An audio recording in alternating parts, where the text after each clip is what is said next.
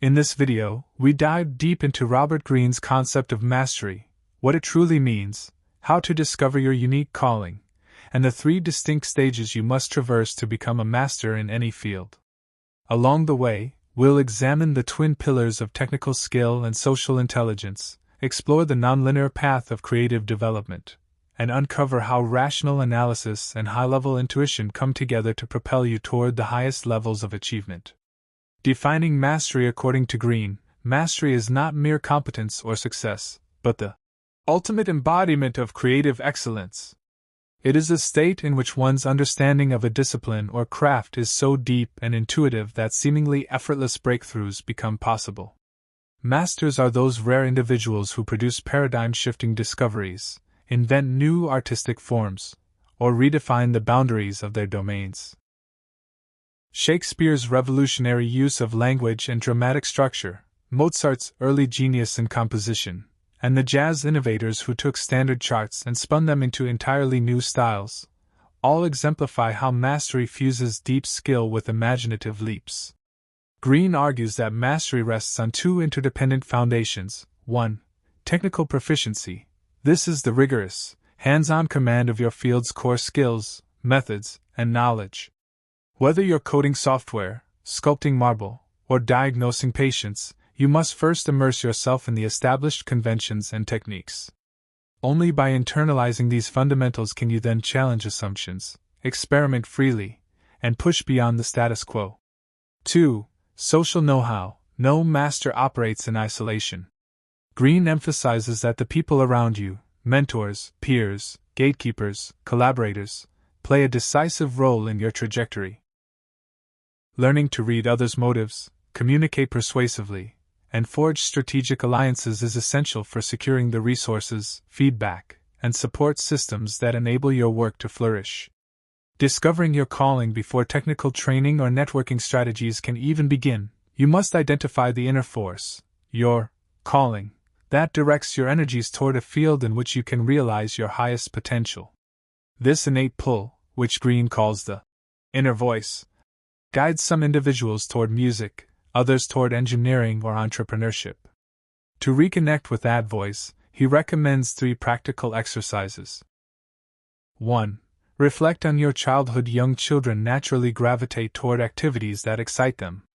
Recall the moments when time seemed to disappear, whether you were drawing comic book heroes, building elaborate Lego worlds, or losing yourself in neighborhood scrapes for botanical specimens.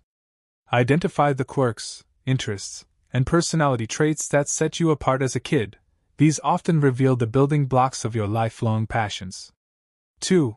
Blur the line between work and life. In earlier eras, craft and livelihood were inseparable. A blacksmith's hammering was both a means of survival and a source of spiritual fulfillment. Greene urges you to adopt that holistic mindset. View your discipline as an integral part of your identity, not merely a 9-to-5 obligation. When your vocation aligns with your deepest values, the daily grind becomes a path to personal meaning. 3. Embrace a nonlinear path. Few masters follow a straight line from novice to virtuoso. Instead, they embark on winding journeys, filled with detours, failures, and unexpected opportunities. By staying open to serendipity and persevering through early setbacks, you position yourself to capitalize on the moments when passion and preparedness intersect.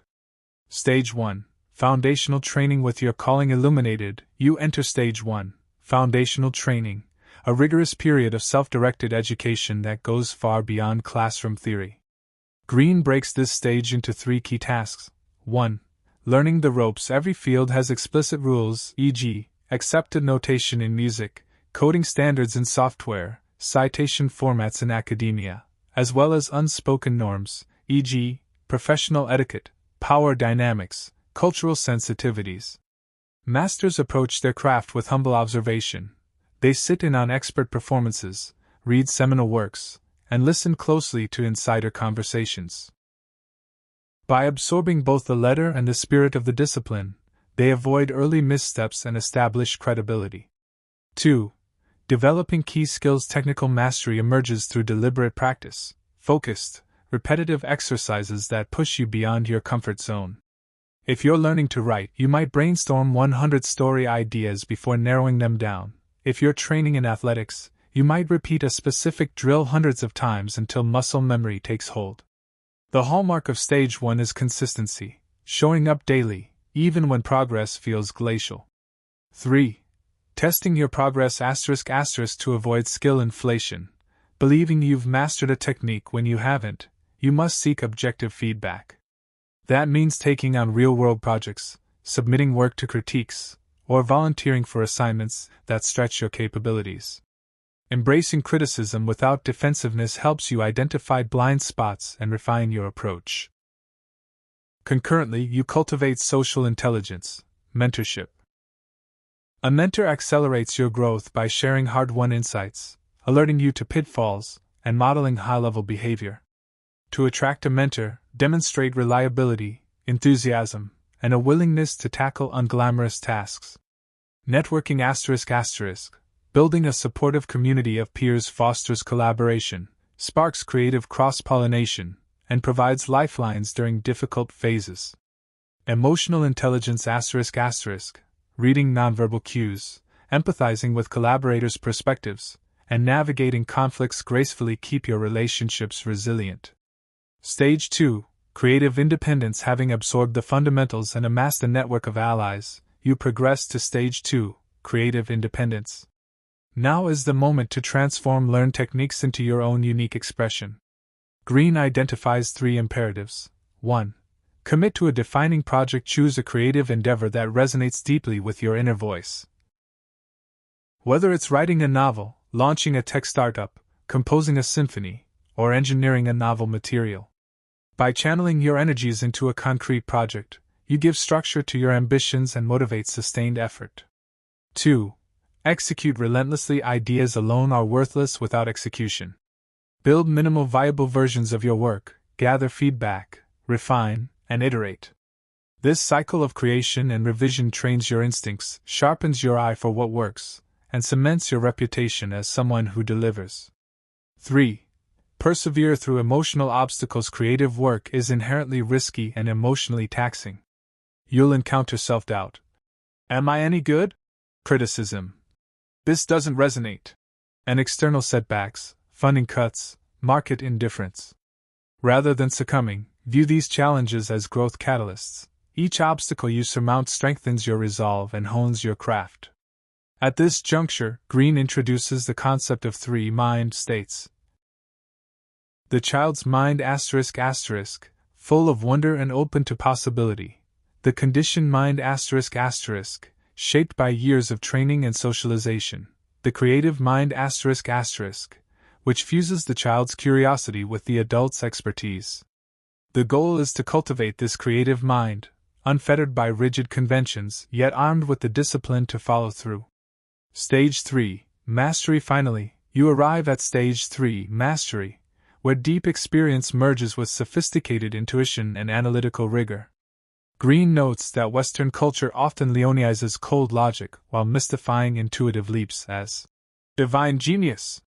In reality, mastery hinges on the harmonious interplay of rational analysis ***, the ability to break down problems into quantifiable steps, run experiments, e.g., randomized trials in science, user testing in design, and validate your hypotheses against objective criteria.